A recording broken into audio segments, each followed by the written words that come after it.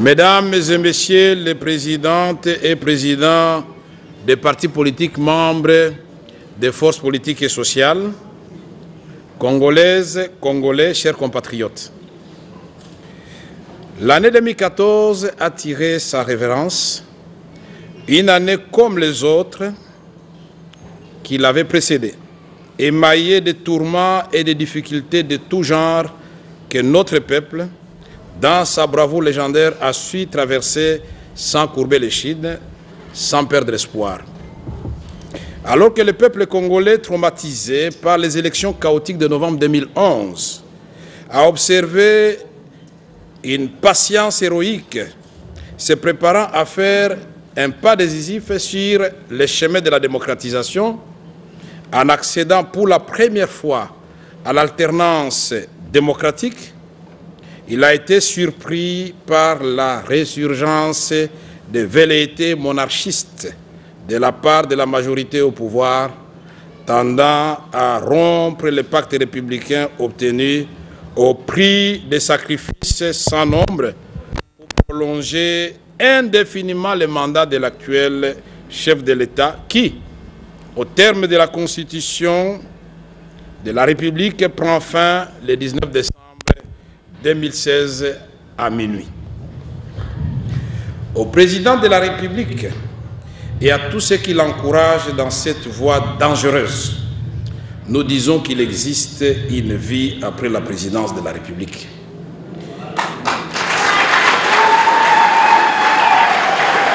Et l'UNC et les forces politiques et sociales tout entières lui réitèrent leur promesse d'élaborer une proposition de loi portant statut d'ancien président de la République. Pour la première fois, les Congolais veulent avoir un ancien président de la République en vie après 2016 et qui pourra, à l'instar du Ghana, de la Tanzanie, du Botswana, du Mozambique, de la Namibie, du Nigeria, de l'Afrique du Sud, du Sénégal et j'en passe, faire bénéficier de son expérience au pays, à l'Afrique et au monde. Je suis convaincu qu'en respectant la Constitution et les règles démocratiques pour offrir au peuple congolais de bonnes élections et une passation pacifique et civilisée de pouvoir, le président de la République en sortira au contraire agrandi. Et la RDC, notre pays, constituera une référence désormais en Afrique centrale. Chers compatriotes, sur le plan social, 2014 a été une année de la pérennisation et de l'accentuation de la misère du peuple congolais, plus particulièrement des fonctionnaires et agents de l'État, des magistrats, des médecins, des infirmiers, des enseignants, des professeurs, des policiers et militaires qui continuent à être clochardisés avec des salaires de misère pendant qu'une minorité de prédateurs s'est accaparée de toutes les richesses nationales.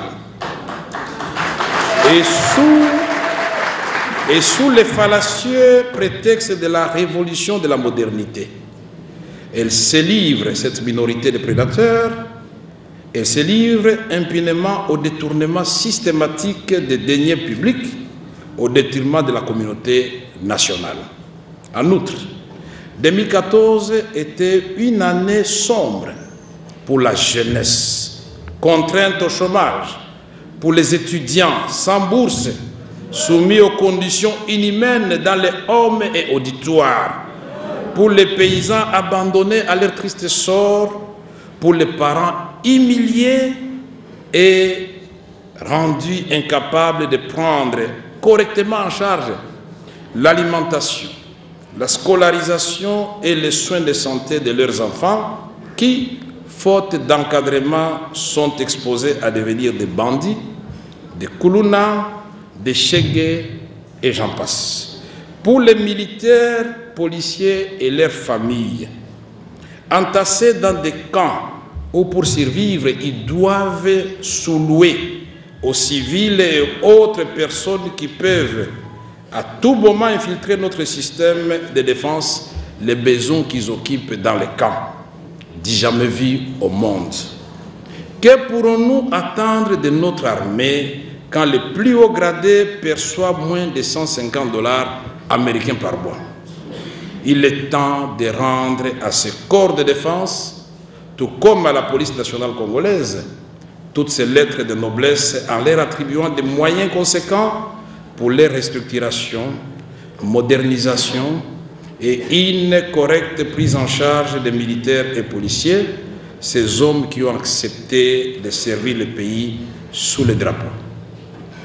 Congolaises et Congolais, chers compatriotes, malgré les fausses promesses électorales de rétablir la sécurité et l'autorité de l'État sur l'ensemble du territoire national, 2014 a été une funeste année marquée par une forte détérioration de la situation sécuritaire à l'est du pays, plus particulièrement à Beni, au nord Kivu, dans le sud Kivu, dans le nord Katanga et en province orientale, où de paisibles compatriotes sont exterminés, des femmes violées, des hommes, des femmes et des jeunes, des populations entières forcées au déplacement, ainsi que des opérateurs économiques enlevés par des groupes armés, des richesses naturelles pillées.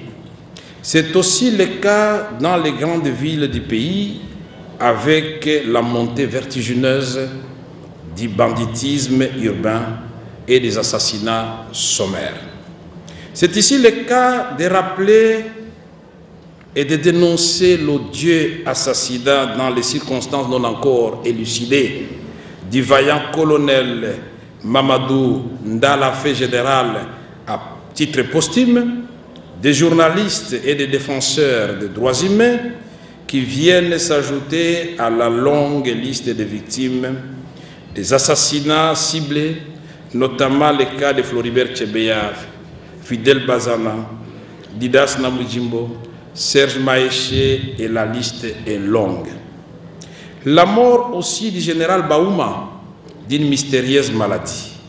Ce qui est plus grave, c'est que la quasi-totalité des enquêtes annoncées par le gouvernement en place sont restées en cours et sans conclusion aucune, laissant entrevoir l'incapacité de l'État à sécuriser la population et à rendre justice, et faisant, dans une certaine mesure, croire à une forme de complicité coupable au sommet de l'État.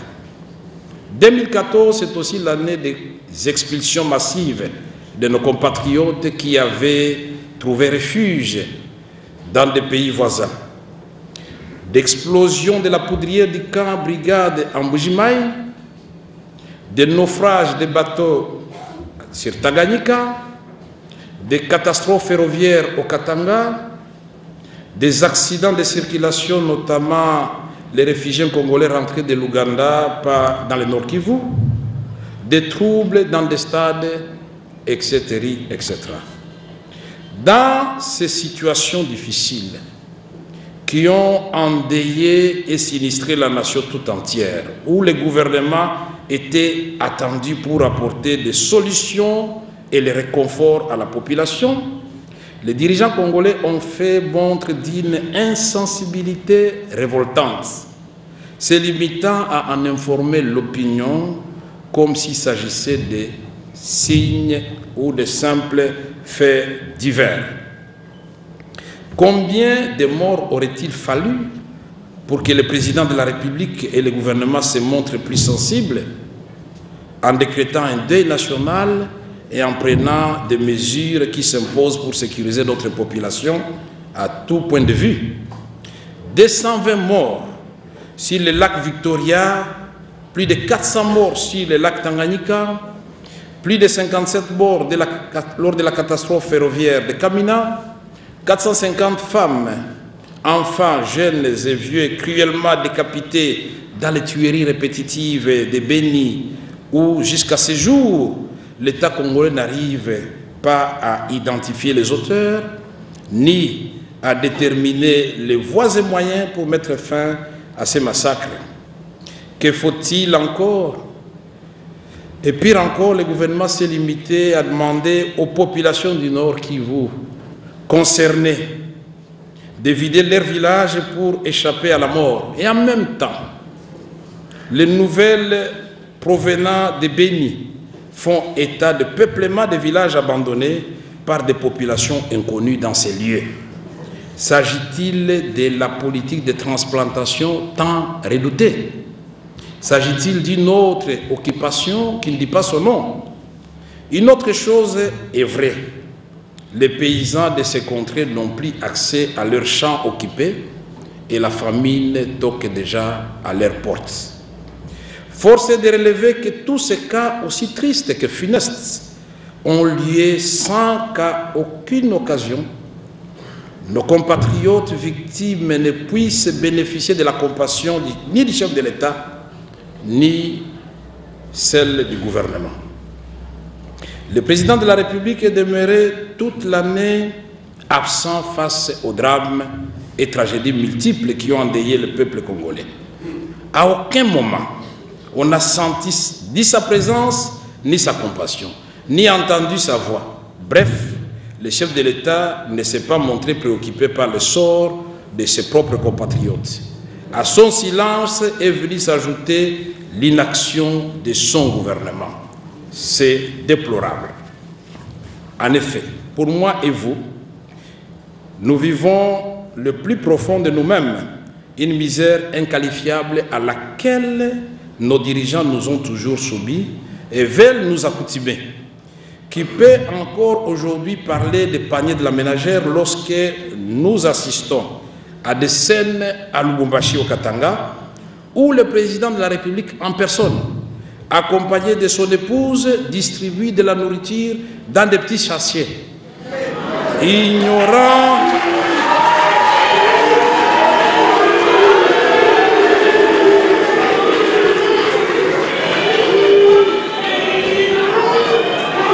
en effet, vous et moi vivons au plus profond de nous-mêmes une misère inqualifiable à laquelle nos dirigeants nous ont toujours soumis et veulent nous accoutumer.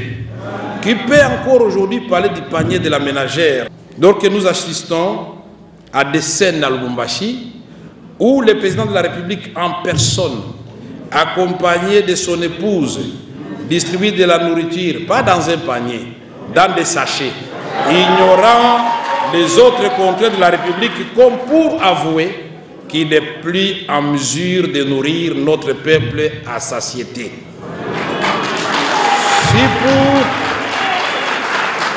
Si pour le manger, le peuple en est arrivé à ce niveau, qu'en est-il de l'éducation, de la santé, du logement, de l'eau potable, de l'électricité, des loisirs et j'en passe? Qu'en est-il de la sécurité des personnes et de leurs biens? Qu'en est-il du respect des droits humains? Qu'en est-il de la réhabilitation des routes, des dessertes agricoles? Congolaises, Congolais, chers compatriotes, je connais comme vous-même les difficultés qui ont été les nôtres au cours de l'année écoulée. Et je partage avec vous la peine de voir ceux qui exercent le pouvoir d'État se complaire dans cette situation et la présenter à la face du monde au nom de la macroéconomie comme une avancée et une réussite. Autant je partage avec vous ce malheur que nous subissons injustement, autant je ressens au plus profond de moi le profond désir de changement que notre peuple exprime en même temps que les sentiments de révolte face à l'entêtement de ceux qui ont conduit notre pays à cette situation. En 2014, le gouvernement de la République s'est montré particulièrement et négativement plus sensible vis-à-vis de toute prise de position en faveur du respect de la Constitution, des libertés fondamentales ainsi que de la défense des droits humains et des valeurs démocratiques. C'est ici l'occasion, les forces politiques et sociales et moi-même, de dénoncer avec la dernière énergie l'enlèvement et l'emprisonnement pour des raisons politiques à l'issue d'une parodie de justice de son secrétaire général honorable Jean-Bertrand Ewanga et d'exiger sa libération sans condition, ainsi que celle de tous les prisonniers politiques et ceux d'opinion, notamment le président Eugène Diomindongala, le président fédéral de l'UDPS Kassai Oriental Bruno Kabati, le journaliste Mike Mukebaï, ainsi que tous les militants qui croupissent injustement dans les différentes prisons et cachots disséminés à travers le pays.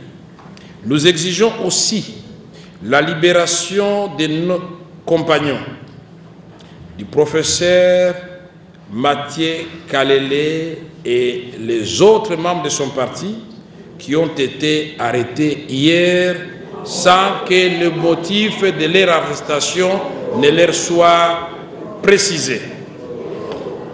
Plus que jamais, le Congo a besoin d'une justice équitable au service de la paix et de la vérité et non celle inféodée aux intérêts d'un groupe d'individus.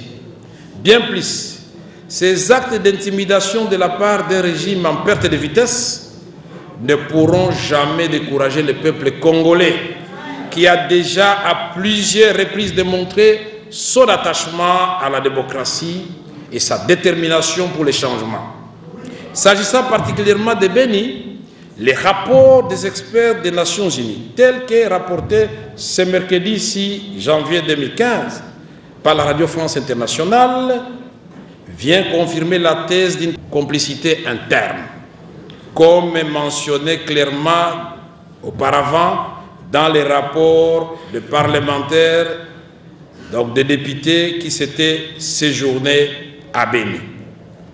Cadres et militants des forces politiques et sociales, chers compatriotes, par respect pour la vie humaine, je vous prie de vous lever et d'observer avec moi une minute de silence en mémoire de toutes ces victimes innocentes des tueries de Béni, celles du Nord Katanga et de partout en République démocratique du Congo, ainsi que de celles des autres catastrophes et calamités qui ont endeuillé le peuple congolais tout au long de l'année 2014.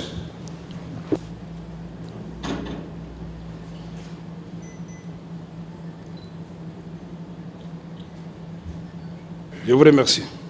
Congolaises et Congolais vivant au pays et à l'étranger, chers cadres et militants des forces politiques et sociales, très chers compatriotes, à l'aube de l'année 2015, permettez-moi de formuler pour chacun de vous mes vœux les meilleurs et les plus sincères de paix, de santé, de prospérité et de bonheur. Je souhaite ardemment que 2015 soit une année de ferme engagement du peuple pour la reconquête de sa souveraineté, de ses droits bafoués et de ses libertés fondamentales spoliées. 2015 doit être pour toute la nation une année charnière du changement tant recherché par d'autres peuples. Pour ce faire, nous devons 1. Éviter de nous tromper de cible et de sombrer dans des divisions inutiles. 2. Vaincre la peur dans laquelle le pouvoir autocratique veut nous enfermer. 3.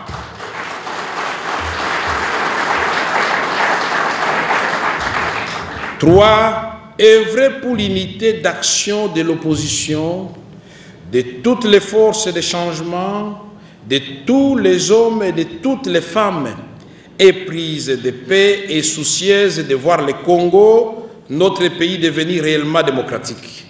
Un État fort et prospère au cœur de l'Afrique, un espoir pour les générations futures et les autres peuples du monde. Le mot d'ordre devra être donc les rassemblements. Cette unité doit être fondée autour des causes justes et points saillants ci-après. 1. La non-révision de la Constitution.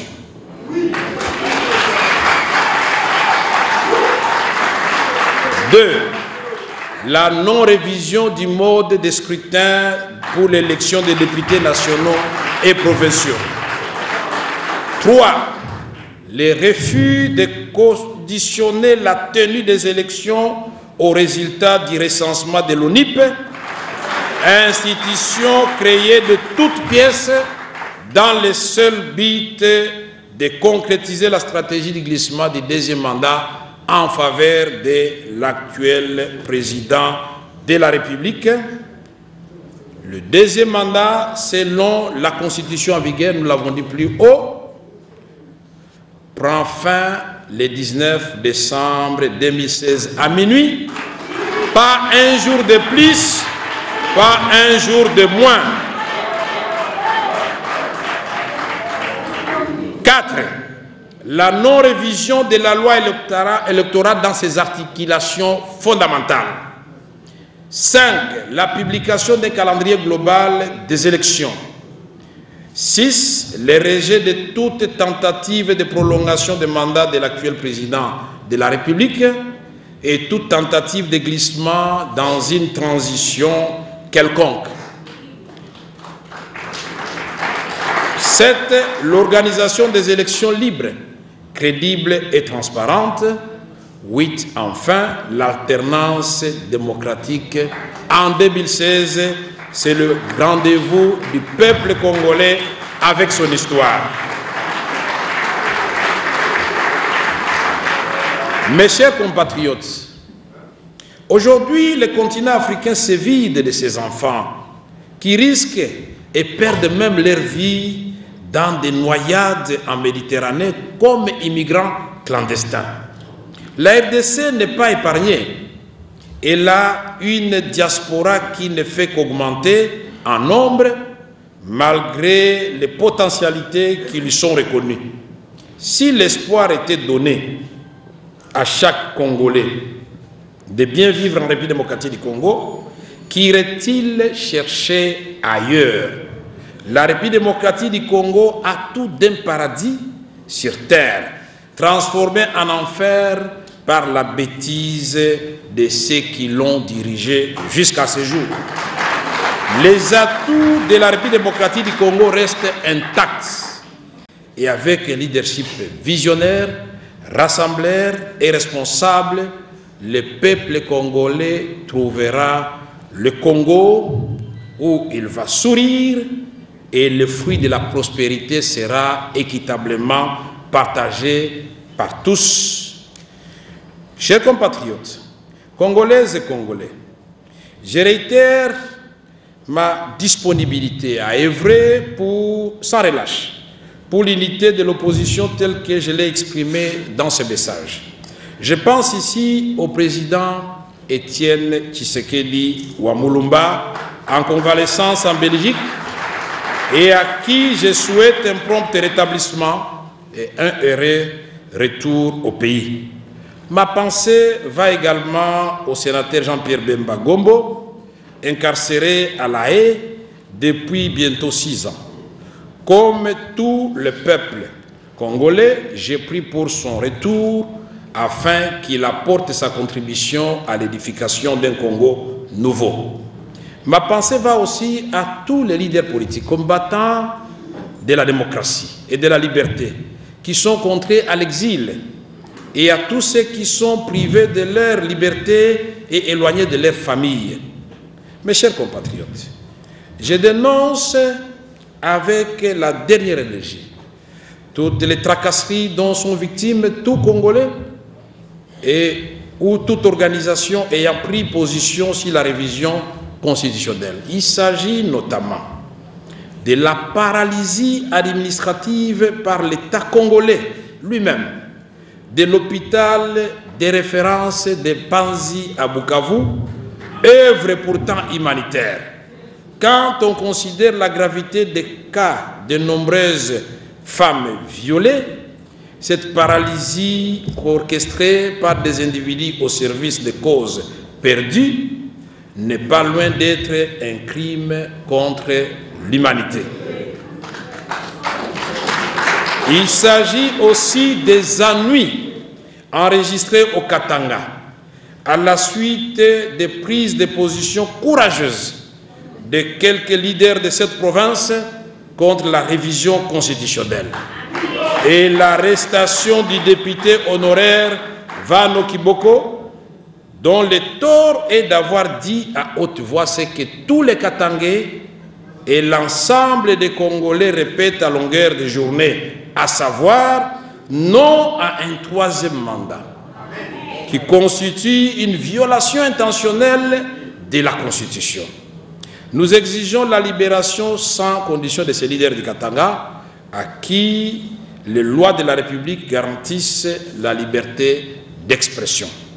C'est ici le lieu de lancer un appel pressant à l'endroit des honorables députés et sénateurs, dont le mandat n'est pas impératif, d'exercer leur mission uniquement en faveur des intérêts de la population, surtout au moment où la majorité au pouvoir tient absolument à modifier la loi électorale pour contourner l'obstacle érigé dans la Constitution. Convaincu que ce combat pour l'alternance démocratique est un combat juste, j'exhorte tous les autres leaders de toutes les provinces à briser les chaînes de la peur de perdre les avantages personnels qui les embrigadent et à rejoindre le camp du peuple en affichant clairement leur position et leur opposition à toute forme de révision constitutionnelle ou de la loi électorale, toute forme de monarchisation de la République.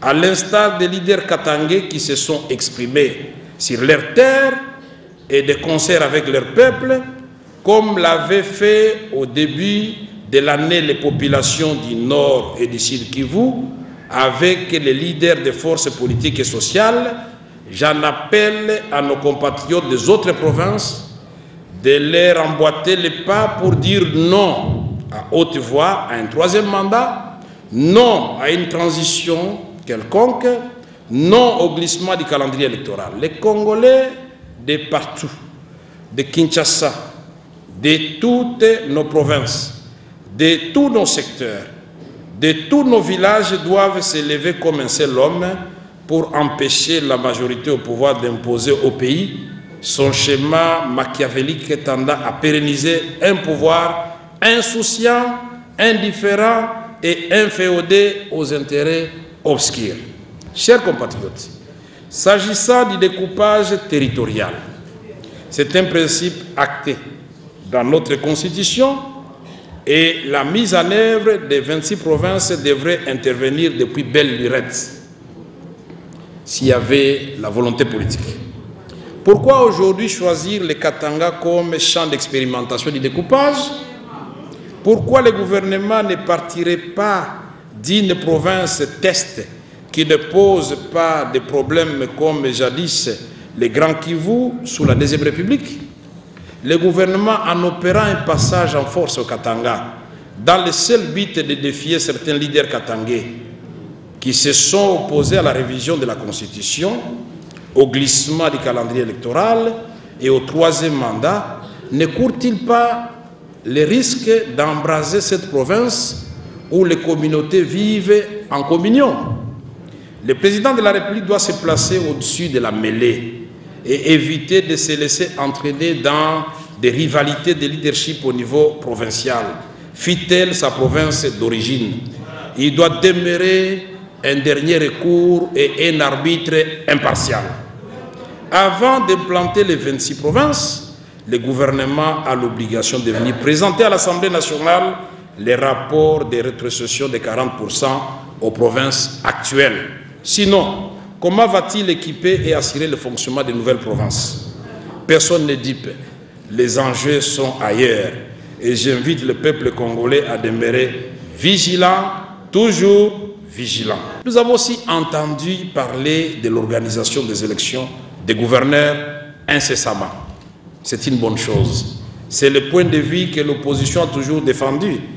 Mais pas des gouverneurs élus par des assemblées provinciales dont le mandat n'a pas été renouvelé.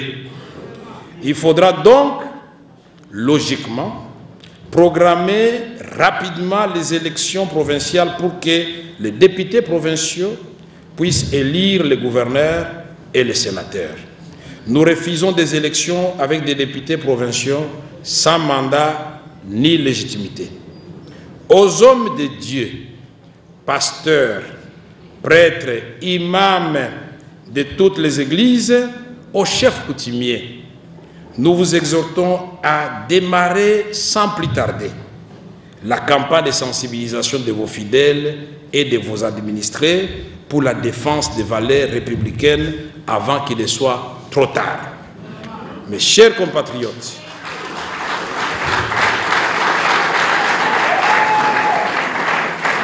je ne peux terminer cette adresse, ce message, sans revenir sur le projet de la loi électorale que le gouvernement vient de déposer en catastrophe au bureau de l'Assemblée nationale en violation de la Constitution de la République. En effet, l'article 116 de la Constitution dit clairement que la session extraordinaire, n'excédant pas 30 jours, sur un objet déterminé. Or, dans la décision convoquant la présente session extraordinaire, au point 2, il est inscrit « proposition ou projet de loi ». C'est une indétermination. Donc, en principe, cette question ne devrait plus être examinée durant la présente session extraordinaire au risque de violer la Constitution. Nous avions dit que le gouvernement voulait manipuler la loi électorale pour entraîner le pays vers un glissement du calendrier. Nous y sommes. Et nous n'avons pas tort de dire que l'ONIP avait été créé dans le seul but de plomber le processus électoral. Nous plaçons les députés et les sénateurs devant leur propre conscience et leurs responsabilités. Ils doivent savoir que toute la nation a les yeux rivés vers eux. Je les invite à un sursaut patriotique. À vous, camarades, membres des forces politiques et sociales, aussi longtemps que les Très-Hauts éclairent nos consciences dans la poursuite de notre idéal commun, celui de l'instauration dans notre pays d'un véritable état de droit, nous avons l'obligation de solidarité entre nous et de mutuel réconfort. Nous sommes une famille politique qui mène un combat et il faut, à des occasions comme celle-ci, nous arrêter pour penser nos blessures et nous réarmer moralement pour continuer la lutte pacifique dont l'essence est d'annoblir les conditions de vie de nos concitoyens en portant pour eux les rêves de grandeur. C'est pourquoi je rends grâce à Dieu pour tout, même les événements douloureux nous imposés par un pouvoir aux abois qui ne supporte plus la dialectique de la contradiction, celle source de vitalité de la démocratie. Mes chers compatriotes, enfin, je réitère mon désir ardent de voir notre peuple uni et prêt à défendre la démocratie chèrement acquise dans notre pays. L'article 64 lui en donne droit. Peuple congolais, lève-toi et défends ta constitution. Que Dieu bénisse la République démocratique du Congo. Bonne et heureuse année 2015. Je vous remercie.